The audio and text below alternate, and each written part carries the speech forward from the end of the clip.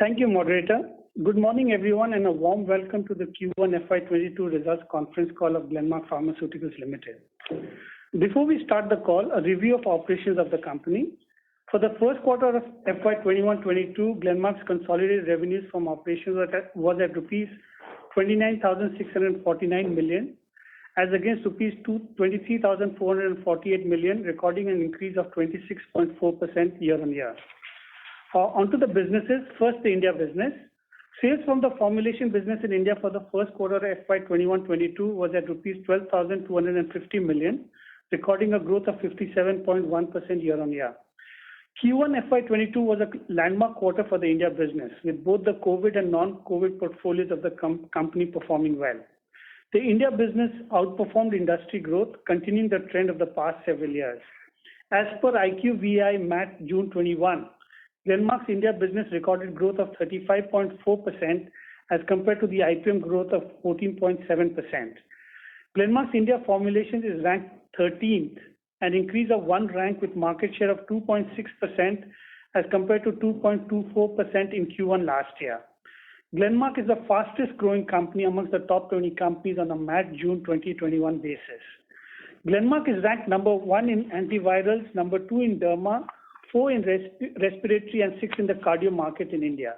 The company launched 7 new products during the quarter. Glenmark's novel patent-protected and globally researched sodium glucose co-transporter 2 inhibitor remogliflozin continues to do well in India. Total remogliflozin sales, including brand extensions, grew strong double digits during the quarter. Glenmark has recently signed an exclusive long-term agreement with Canadian biotech Sanotize to commercialize nitric oxide nasal spray for COVID-19 treatment in Indian and other Asian markets. Studies have shown that the nitric oxide nasal spray is safe and highly effective in reducing viral load in COVID-19 patients and reduces onward transmission. Phase 3 clinical trial is expected to be completed, followed by commercial launch under the brand name Fabi Spray in India later during the calendar year. During the quarter, Glenmark became one of the first companies in the world to launch Ryaltris AZ nasal spray, a novel fixed-dose combination of mometasone furoate and azolestine for the treatment of moderate to severe allergic rhinitis in India for patients above 12 years of age. Launched at an affordable cost, the product provides a far more convenient, cost-effective treatment option in the country and reinforces the company's strength in its respiratory franchise. Consumer care business. Secondary sales of Glenmark's consumer care business grew by 24% year-on-year during the quarter. Candid powder recorded its highest ever secondary sales in June 21. Similarly, La Shield and Scalp Plus both recorded their highest secondary sales in the quarter. The company also successfully launched Candid Cream during the quarter, which is available in more than 30,000 outlets currently. Coming to North America, North America registers revenues from the sale of finished dosage formulations of rupees 7878 million in Q1 FY22, recording a growth of 6.1% year-on-year. On a constant currency basis, the revenues have grown 8.5% year-on-year during the quarter. In Q1 FY22, Glenmark was granted final approval and launched Theophylline extended release tablets 300 mg and 450 mg. Glenmark has been granted a competitive generic therapy CGT designation for Theophylline extended release tablets 450 mg. With this approval, Glenmark is the first approved applicant for such competitive generic therapy and is eligible for 180 days of CGT exclusivity upon commercial marketing of the 450 strength. Glenmark also received approval and launched Arformoterol Tartrate inhalation solution. Arformoterol is manufactured at the company's North America manufacturing facility based in Monroe and marks the company's first nebulizer approval. In addition, Glenmark launched the previously approved product Rufinamide tablets as one of the first available generics on the market. The company filed 8 ANDA applications with the US FDA, including 3 filings from Monroe, and is on track to file 18 to 20 ANDAs in FY22, including 4 to 5 filings from Monroe. Glenmark's marketing portfolio through 30th June 2021 consists of 172 generic products authorized for distribution in the US market. The company currently has 44 applications pending in various stages of the approval process with the FDA, of which 21 are Para 4 applications. Talking about the ROW regions, for the first quarter of FY22, revenues from ROW region was at rupees 2686 million, recording growth of 26.7% year-on-year. In Russia and CIS markets, the company is witnessing recovery, with secondary sales having grown 42% year-on-year in the region. In Russia, as per Q1 IQVIA, Glenmark's revenues grew 29% in value terms vis-a-vis the 13.2% growth in the overall retail market. Also during the quarter, the company successfully commercialized Ryaltris in Russia with indications of seasonal and perennial allergic rhinitis in patients over 12 years of age, strengthening our respiratory franchise in the market. Secondary sales of the company grew 20% year-on-year during the quarter in Asia, with strong growth in key markets like Philippines and Sri Lanka. The company also witnessed recovery in the Middle East Africa region with secondary sales growth of 52% year-on-year, with growth witnessed in markets like Kenya, South Africa, and Saudi Arabia. Europe. Glenmark's European operations was at rupees 3059 million, recording a growth of 11.7% year-on-year. The company witnessed a mixed performance in the Western European region. While growth was affected by continued COVID restrictions in some countries, key markets like UK and Netherlands witnessed positive growth. The Central Eastern European region witnessed healthy growth across most key markets. In line with our global focus on the respiratory segment, Glenmark became one of the first generic companies to successfully launch tiotropium dry powder inhalation, the bioequivalent version of Spiriva HandiHaler, under the brand name of Tiogiva in the UK during the quarter. The company has a strategic exclusive in-licensing agreement to market Tio-DPI in Western Europe and is planning subsequent launches of the product across markets in Western Europe. In this quarter, Glenmark concluded the DCB procedure for Ryaltris in Europe, enabling approval in 17 countries across EU and UK, with launch planned in the current year. Latin America. Glenmark's revenue from its Latin American Caribbean operations was at rupees 675 million in the quarter, recording growth of 2.5% year-on-year. Revenue growth was impacted by Brazil, where the market remained challenging due to the pandemic. However, we have begun to witness recovery in this region, with most of the other markets recording positive growth momentum during the quarter, including Mexico, which grew 63% year-on-year during the quarter. Glenmark's specialty and innovative R&D pipeline. We'll start with Ryaltris. Ryaltris is currently under review with the FDA as a treatment for seasonal allergic rhinitis in the USA. Glenmark's response to the agency's CRL was submitted to the FDA in July 21, with the PDUFA goal date in Q4 FY22. In April 21, Glenmark concluded the DCP procedure in Europe, enabling approval in 17 countries across EU and UK, with potential launch in key markets in H2 FY22. During this quarter, Glenmark also received regulatory approval for Ryaltris in Zambia, Ecuador, and Peru. Ryaltris sales continue to progress well in Australia, South Africa, Ukraine, and Uzbekistan.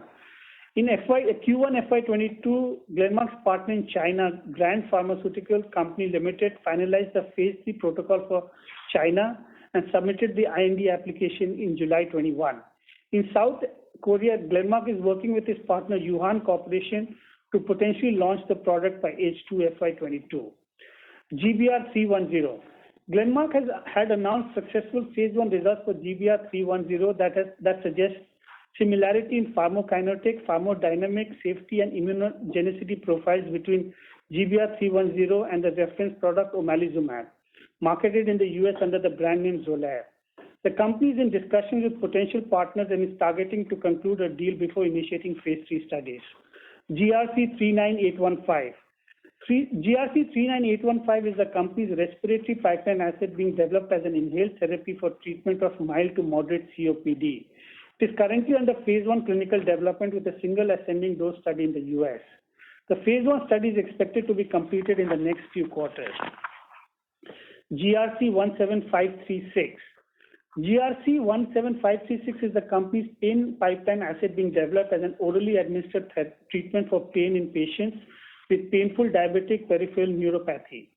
A regulatory submission to DCGI for conducting the phase 2B DRF study in India was done in Q1 FY22, and the study is scheduled to be initiated in the next quarter. The company is evaluating further options, including out-licensing for the molecule. GRC 54276. GRC 54276 is being developed as an orally administered IO adjuvant treatment for patients with solid tumors in oncology. Preclinical in vitro and in vivo profiling was completed in Q1 FY22, and preclinical DMPK and non-GLP toxicology studies are currently underway. Further evaluation of the molecule is ongoing to advance towards clinical studies. Glenmark Life Sciences, GLS. The equity shares of GLS were listed on BSE and NSE on 6 August 21, following a successful IPO. Pursuant to the IPO, GLS published its unaudited financial results for the first quarter of the financial year on 13th August 2021. For the first quarter of the financial year, GLS registered revenue from operations including captive sales of rupees 5249 million as against rupees 3969.7 million during the same quarter of the last financial year, recording growth of 32.2% year-on-year. The EBITDA margin for Glenmark Life Sciences including captive sales was 31.3% for the first quarter of this financial year. For Q1 FY22, external sales for GLS was at rupees 3040 million as against rupees 2348 million, recording growth of 29.5% over the corresponding period last year. For further updates on GLS, please log on to www.glenmarklifesciences.com. Ichnos. Glenmark has invested rupees 1617 million, which is around $21.9 million in the first quarter of the financial year as compared to rupees 1735 million, which is 23 million in Q1 last year. For further updates on the pipeline and the organization, please log on to www.ichnossciences.com. The pipeline update for the first quarter is published on this site. Key objectives for FY22. We expect revenue growth of 10 to 15% during the year. We expect to sustain EBITDA margin performance at similar levels of FY21.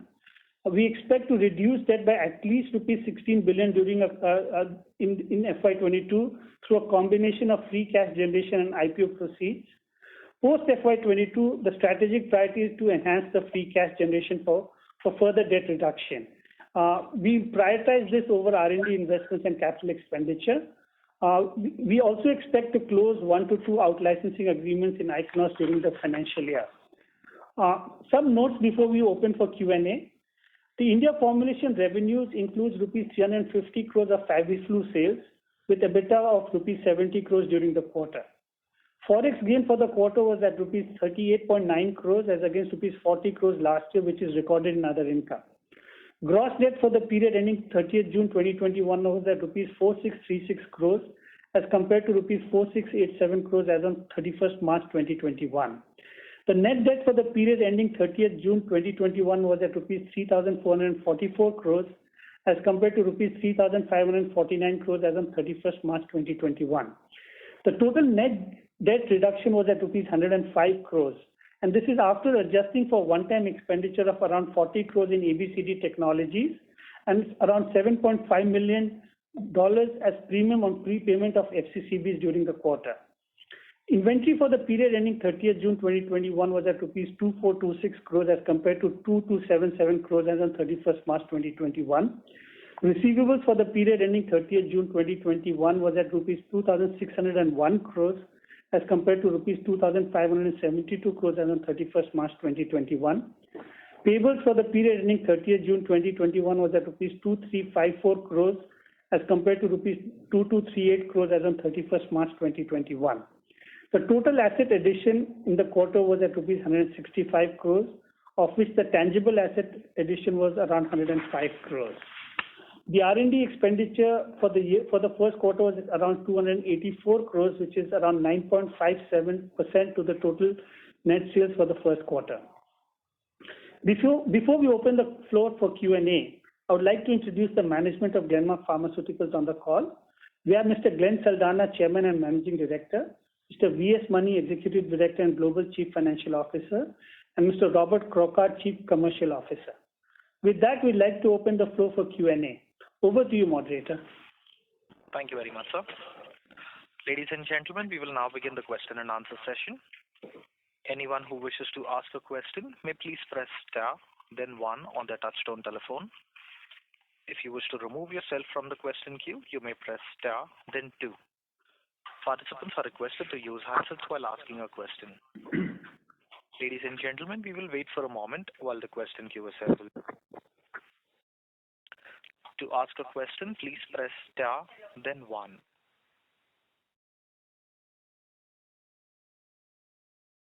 The first question is from the line of Prita from Enam Holdings. Please go ahead. Hi, thank you for taking my question. So I had two questions. The first one is on the debt repayment from operating cash flow. So is it fair to assume that around 400 to 500 crores of debt repayment will be made through operating cash flow? Yeah, Krish, about 400 crores will be paid from the operating cash flow. So we have set a target of about 1600 crores. So of that, the IPO will give us at least 1200 plus. Because whatever we receive in the IPO, there is some amount of issue expenses, as well as on the OFS side, there will be some tax on that. So net around 1200 will come from the IPO, whatever we are using, and balance 400 plus will at least come from the internal generation of cash flows. Okay, and my second question was on the Ichnos licensing deals that you mentioned. So is there any timeline we can expect when it's likely to happen, whether Q3 or Q4 of this year? So, Krish, our target is to close this fiscal year at least one deal, right? So between 1 to 2 deals is when we'll close this fiscal year. I mean, we've made a lot of progress, and we are pretty confident that should happen. Okay, thank you so much. Thank you. Participants, to ask a question, please press star, then 1.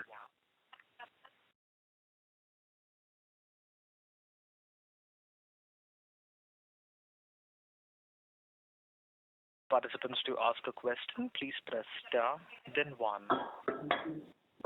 The next question is from the line of Nitin Agarwal from DAM Capital. Please go ahead. Hi, thanks for taking my question. Glenn, just taking away up from the last question, around, in your commentary that you've sort of stated in the presentation, in terms of a strategic priority being prioritizing debt reduction going forward over capex and R&D. Can you just help us talk a little bit more through in terms of how you're looking at subsequent to FY22 on this whole, on how you look at the utilization of cash flows? So what kind of debt reduction does it imply, and what does it really mean for the balance sheet, post FY22? So I think, Nitin, strategically, what we are saying is, as Mani mentioned, right, we generate 400-500 crores from the business this year. That should keep escalating every year, right, in FY23 and 24. So, I mean, if you run the math, right, I think, we will have very, very low debt, net cash or net debt numbers, right, by the end of FY24, right? Right. So every year you can expect the numbers, the free cash to keep escalating, right, from the business. That's what we are targeting. And is there a number that we're working with in terms of what we're looking to reduce a net debt by over the next 2 years? Barring Q4 FY22? I mean, Nitin, again, if you read what I'm saying, right, I'm saying that from this year onwards, every year, the free cash generation of the business will keep escalating, and all that free cash will go towards reducing the net debt. So if you do the math by FY24, it will be a very low number. Right. And secondly, on just to associate a point, so how should we look at the capex now for the business over the next 2 to 3 years? We obviously got the GLS listing. They have their own growth plans. Taking that into account, what kind of annualized capex number we should look at now, including tangibles and intangibles? So Nitin, I'll take that question. So what we are saying is that going forward, we are looking at about 650 to 700 crores, and maybe next year onwards a little bit lower, 650 or so. So as you can see, even in the first quarter, that probably will be the trajectory at which we will do. We are about 160 or so in the first quarter. So I think 650 to 700 is what we look for the current year, and going forward it will be more towards 650 or so, and that will include the GLS capex as well. Because many of our important capex decisions are already implemented in terms of Monroe and etc., and also some of the other things in terms of in-licensing, etc. So on a broad basis, we are looking at this as a number. Yeah. And Mani, this number will continue for at least, till what time are we comfortable with this kind of capex before we sort of step up capex again? About 3 years, Nitin. Beyond that, visibility is difficult, but 3 years at least, yeah. Okay, thanks. So one more, so Glenn, on the business, we talked about the India business, the whole nitric oxide licensing deal that you've talked about. I mean, the product, can you just talk us through your own thoughts on this product and the possible potential of this product and when does it begin to sort of impacting the numbers potentially? Sure. So Nitin, obviously this is a very exciting product, primarily because we think it'll not only work in treatment of COVID, but mainly prevention of COVID. And being a nasal spray, there's the convenience aspect. You can use it, pretty frequently, for prevention of COVID. So it's a very exciting product. We are hoping we started the phase 3 clinical trial in India, and we are hoping if we do get an emergency use authorization, we could launch sometime as early as October, November, otherwise close to the December timeframe. Okay. And this is going to be a device product. So this is going to be what, our internal manufacturing, or this is something that you're going to be sourcing, Glenn? So initially it's sourced, but then we will make it ourselves. Okay. And lastly, associated, aside of these COVID opportunities, related opportunities which are there, how is the base business looking like for India? So India, Nitin, we've clearly been among the fastest growing companies in India, and we continue to sustain that growth momentum. And we are very excited about the prospects of India. We have 2 or 3 big launches in this month and next month. So I think that will drive India growth. So I think all in all, next 2-3 years should be good years for the India business for us. Okay. And if you squeeze in a last one on the US, how is there has been a lot of talk around generic pricing pressure, and most of our peers companies have faced pressure in the current quarter. What has been our experience, given the fact that our portfolio has been significantly, eroded it has significant pricing pressure on the dermatology side over the last several quarters. And what does the Brovana launch really imply for us in terms of, we haven't seen much, how meaningful a product, what kind of market share are we looking on the product going forward? Robert, you want to take that? And it's I'll take that for you. It's Robert here. So first of all, I think on the pricing erosion side, we have seen a bit of an increase, and we're probably looking at it in a bit of more around the high single digit levels, and of course this has an impact as we go along. When you're looking at your question on the Brovana, just to remind you that we really launched the product right at the end of June. So it's still very early days and didn't really have a big impact in quarter one. However, as it stands today, we already have a 28% share. So we're still pretty optimistic in terms of what this product can bring us. Sorry, I missed the last part, Robert. What did you say about where we are currently on the product? So currently, our market share on Brovana is around 28%. So we're making good progress. What I did say was that we only launched at the end of June, right? So the impact in quarter one was low, but we're quite optimistic about quarter two moving forward. Hope you got that. Oh, got it now. And secondly, just to conclude that, how do you see the approvals for the rest of the year? Nitin, you can assume every year we will have about 10-12 approvals, right? So we expect at least another 7-8 approvals yet this year. Okay. Thanks, Glenn, and best of luck. Thank you. The next question is from the line of Shyam Srinivasan from Goldman Sachs. Please go ahead. Hi, good morning, and thank you for taking my question. Just the first one, I missed the data point on India growth, excluding FabiFlu. So we did around 350 crores of Fabi in the quarter. Mm-hmm. So excluding that, the growth is around 12 to 13%. Yeah, okay. So I note that down. So just surprised, right, that if we remove that, then we're talking about the domestic growth as well. Was it that the COVID portfolio kind of impacted the non-COVID part of the portfolio, or how should we? And we talked about growth in India domestic business. So just trying to understand why the weakness in the rest of the portfolio. So I think, Shyam, overall, 12-13% is a decent number for without COVID, right, in terms of growth. I mean, I don't know too many companies who are delivering above that, right, in India, if you take out the COVID products. So I think it's a decent growth overall, right, on the core business, even without the COVID products. And, if we can sustain, 13-14%, right, for the rest of this year, I think that will be a great performance for the India business without the COVID portfolio, basically. Okay. So maybe when we didn't have a base impact like last year, perhaps, right, like the other guys. Maybe would that be another way to look at it? Yeah, but even then, Shyam, I mean, look, the Indian IPM, right? If you strip out COVID products, is like in the double-digit range, okay, right, at best. Okay. It's not like we are underperforming the IPM. We've always done better than the IPM, and we will continue growing from strength to strength in the India portfolio with all the new launches that we have. Got it.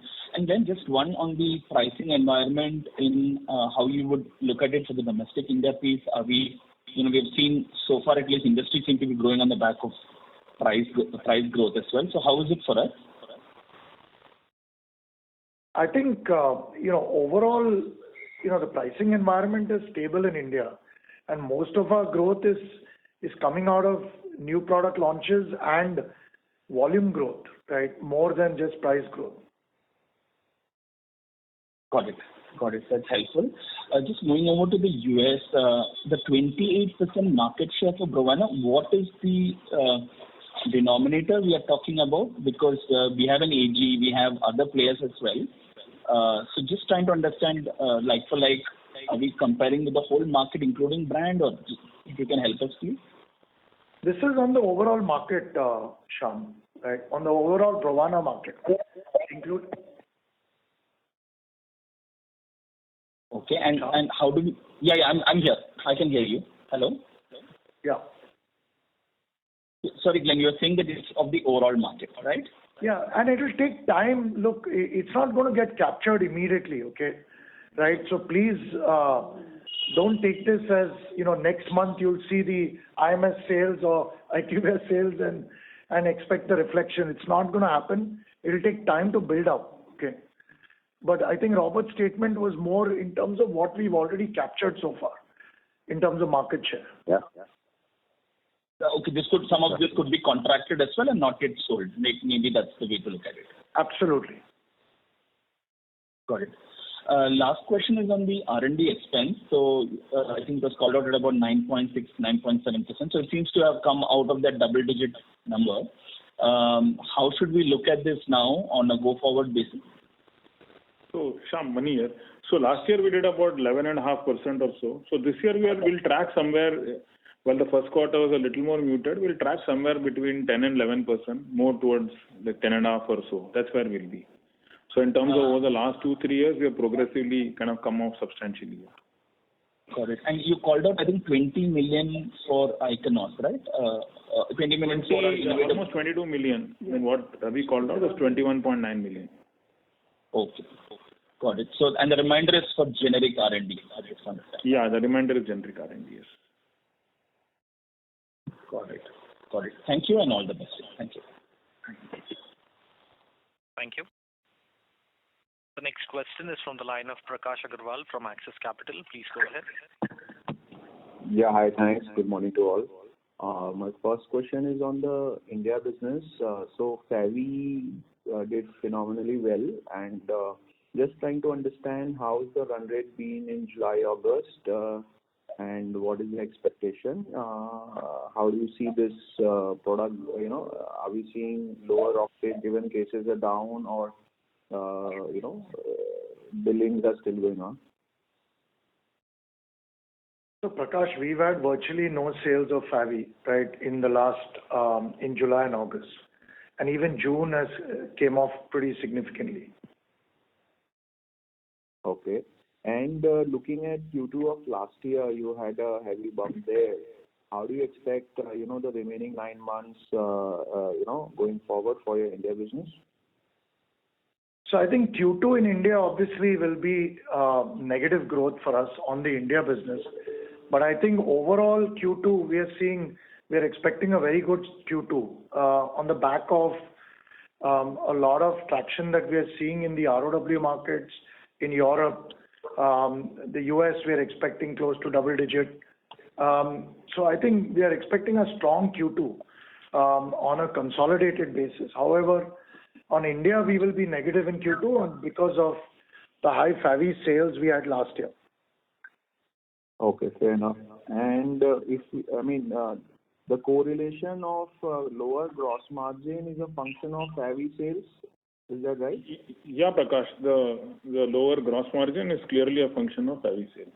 So as and when we don't have COVID sales, we'll automatically go back to where we used to be at 66, 67%. So we do expect the gross margins to normalize from Q2, which is.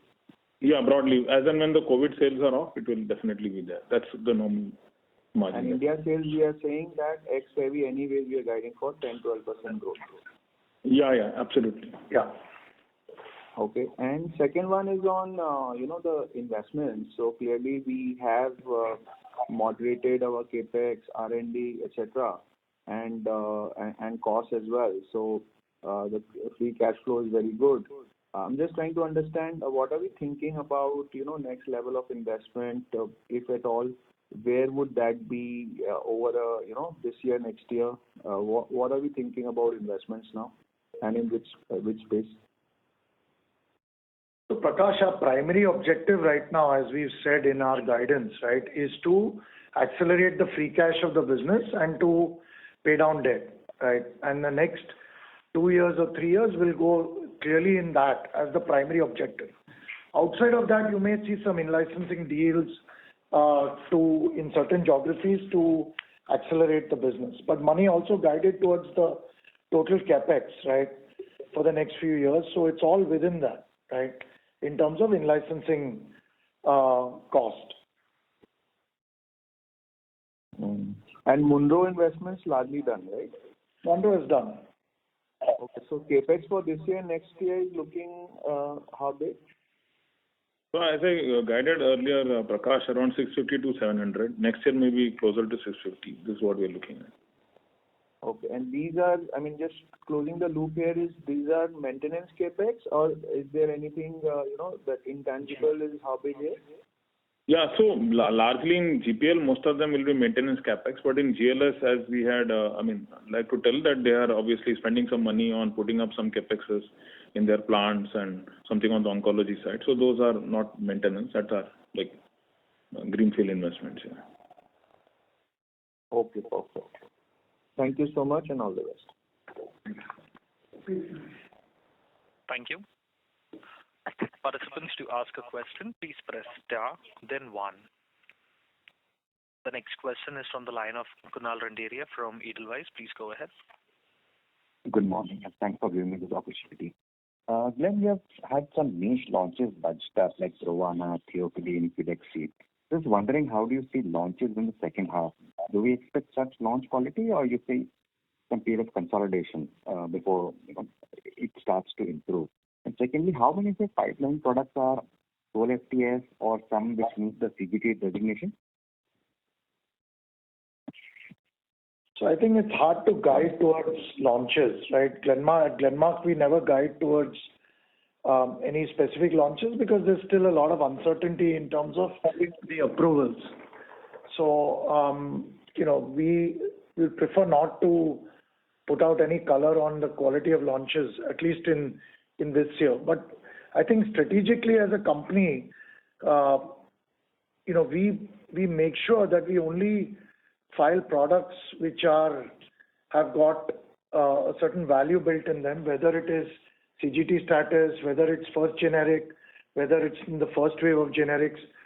So we're very focused in terms of what filings we do. So obviously, a lot of that will translate into the quality of launches, right, as and when they do come up. So I think all in all, the US business, our perspective is if we are able to, grow this business around 10%, 10-12% every year, I think we've done well.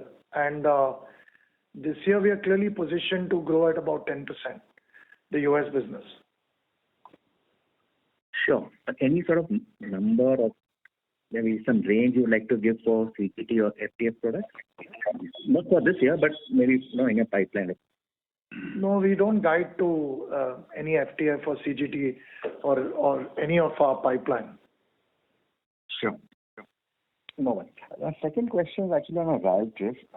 So firstly, what was the CRL about that has led to this delay of a few months? And secondly, I understand it's still early days in the EU, but what has been the feedback so far from the doctors as well as players? So regarding the CRL, regarding the US CRL, it was primarily on account of our Baddi manufacturing facility, which is under a warning letter.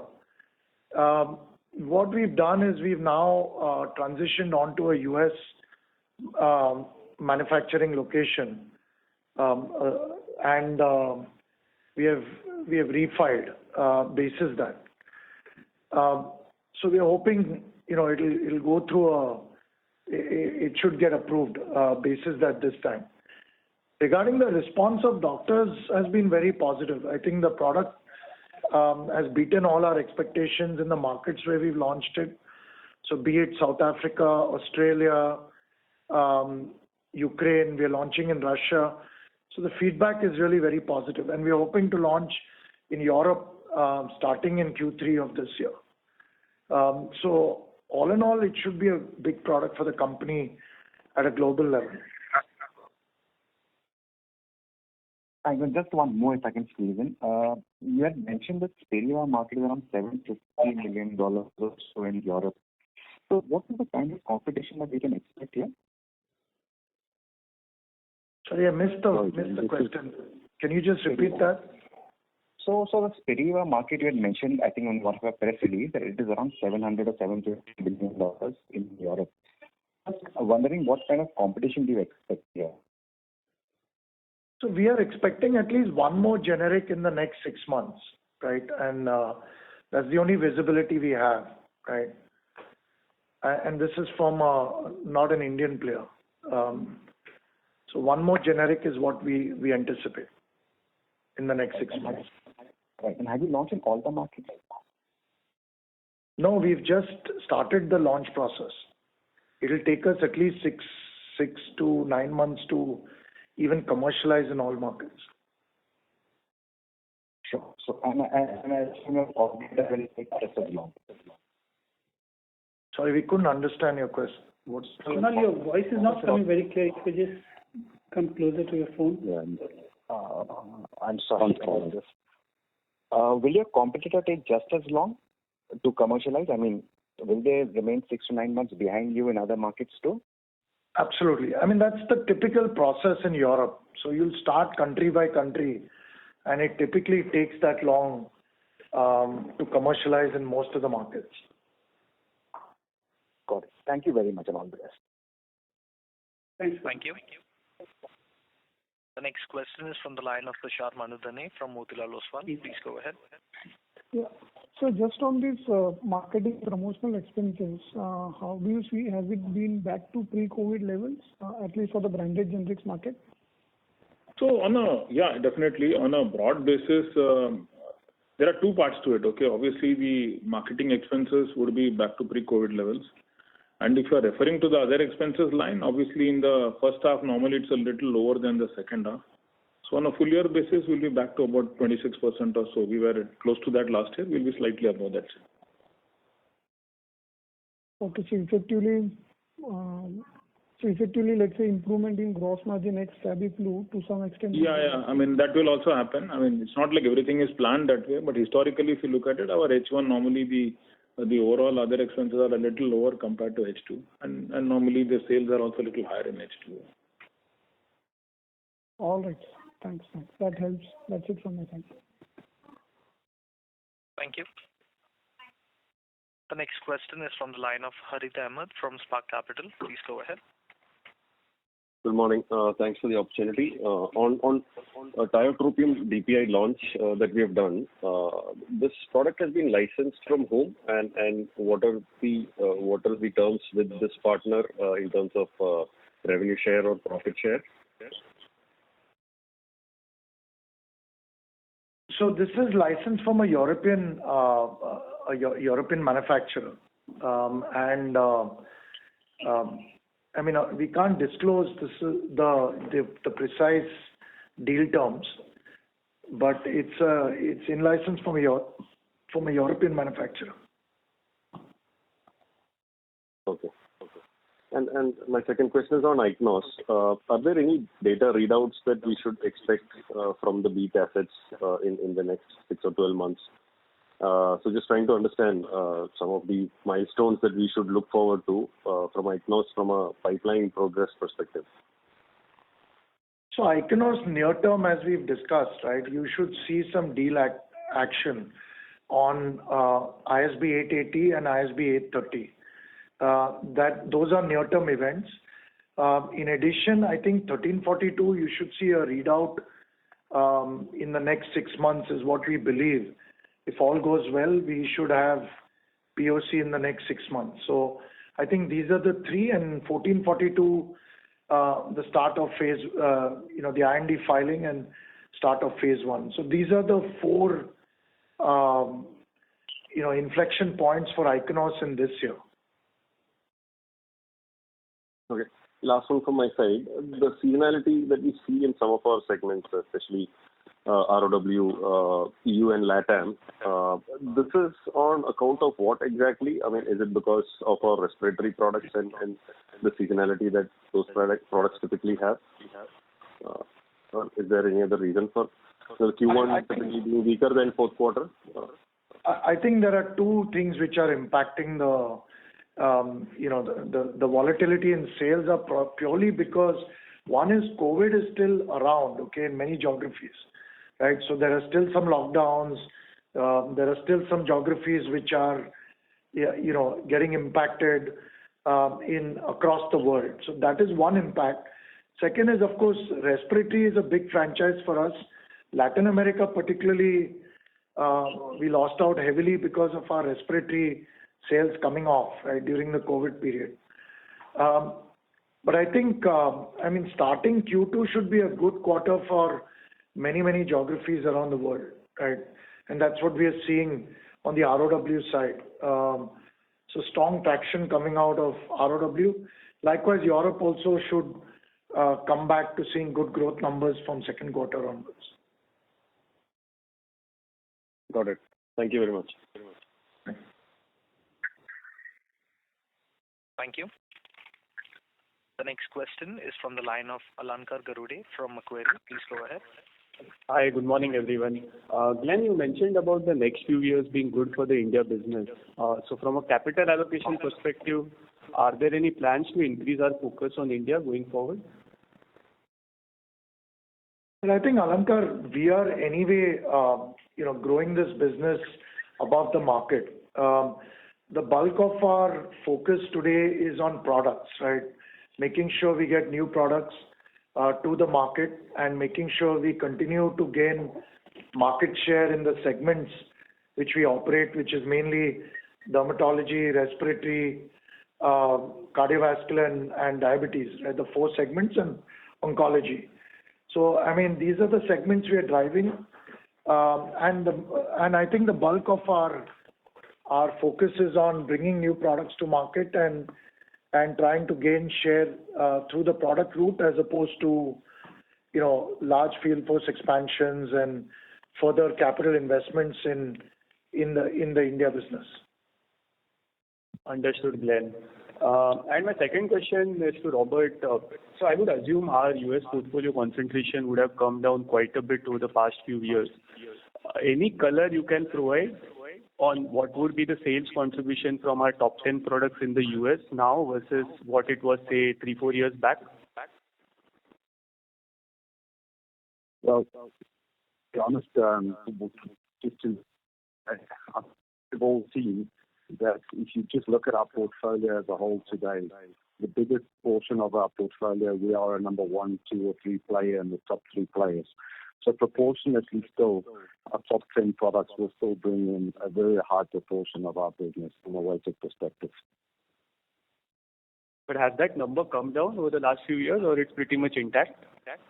No, it's come down a lot. Pretty much in. I mean, the shares are high, okay? Just to add to what Robert is saying, Alankar. Market shares are high, but in terms of value to the overall business, we don't have a single product which is more than, let's say, 15 million in sales. So it's a very diversified business today. Understood. Thanks and all the best. Thank you. The next question is from the line of Charulata Gaidhani from Dalal & Broacha. Please go ahead. Yeah. My question pertains to the agreement with Sanotize. By when do you expect, I mean, if you could give some details of the trial and the timelines of launch? So the trial is underway. I think it's a 250-300 patient trial that we are running in India, and we are hoping. It all depends on the regulators as to when they would approve us and whether we would get emergency use authorization or we would have to complete the trial and then launch it. So it could be anywhere from October right up to December timeframe is what we anticipate. For the EUA filing? No, this is for either EUA or final approval. Okay. And in terms of my second question on the ROW market, whatever supplies are going into ROW, are they mainly COVID related or they are mainly the other products? So I can take that. I mean, what we have seen in the last quarter is honestly across the board through all the ROW countries, whether it's Africa, Asia, CIS, also, Middle East, even our Russian business, on our base business, we've seen exceptional growth. So we are very optimistic about our business today. And just to answer you in short, in quarter one, there was very little of the COVID product that went out into ROW. Okay, so what would be the percentage for COVID? COVID is very small. It's negligible. The COVID products are negligible in ROW. Okay. Fine. All the best. Thank you. The next question is from the line of Prakash Agarwal from Axis Capital. Please go ahead.